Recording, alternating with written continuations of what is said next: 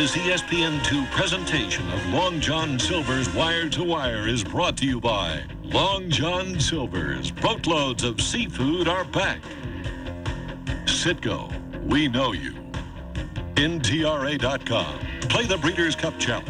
You could win great prizes and a shot at becoming the Handicapper of the Year. Register at www.ntra.com today. Equibase.com, your official online source for racing information, from entries to results and everything in between. Equibase.com is a service of Equibase Company, the thoroughbred industry's official database. As you would expect, it will be a very busy Long John Silver's Wire to Wire next week. We will be on Wednesday, so note the programming change. All the Breeders' Cup races, plus opening weekend at Churchill Downs. For more, go to ESPN.com. Well, we're in the anticipation stage in terms of the World Thoroughbred Championships, fastly approaching on Saturday. Last year it was at Arlington Park. Randy Moss needed a parka. This year, Southern California, he could probably get by with the Speedo. He joins us again now to look at the other 4 races on the card. Hey, Jeff, wish you were here. Good golfing weather. But now let's focus on the last 4 races of the Breeders' Cup World Thoroughbred Championships. The draw beginning with the Breeders' Cup Filly and Mare Turf. 4 horses straight over from Europe, 3 trained by Bobby Frankel, including, you see, number 1, Tate's Creek at 6-1, and number 3, Heat Hayes, also at 6-1. Those are co-third choices. There's your favorite, number 4, Islington from Europe at 3-1. The 12-horse field also includes Mezzo Soprano, Musical Chimes, the 4-1 second choice. There's Voodoo Dancer, Risk Averse, and on the outside, Megahertz, number 9, the third of the Frankel trio. Far outside, number 12, Bien Nicole. Post shouldn't hurt her that much, though. She is expected to set the pace. Next up, the Bessemer Trust Breeders' Cup Juvenile. 12 horses here as well. Drawing the rail, the Wayne Lucas trained Race for Glory at odds of 6-1.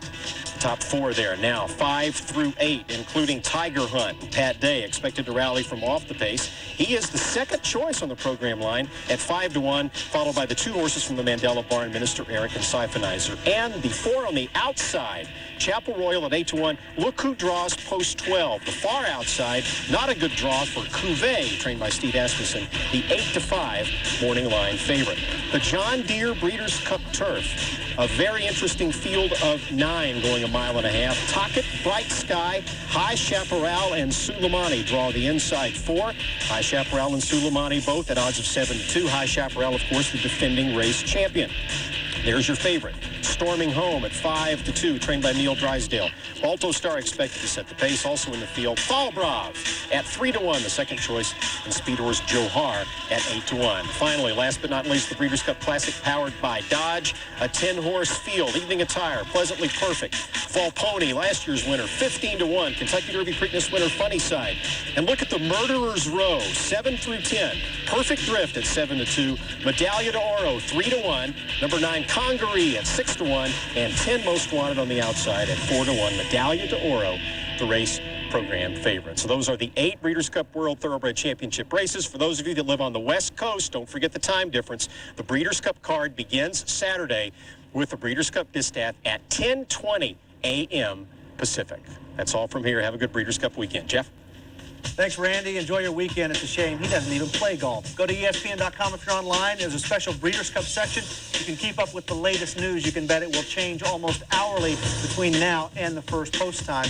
And for a little more in-depth, it's the World Thoroughbred Championship special hosted by Randy Moss, Jay Pribman, Andy Byer, my main man, Hank Goldberg. October 25th, 9:30 Eastern Time. Again, for more info, go to ESPN.com. That's 9:30 Pacific, actually, not Eastern.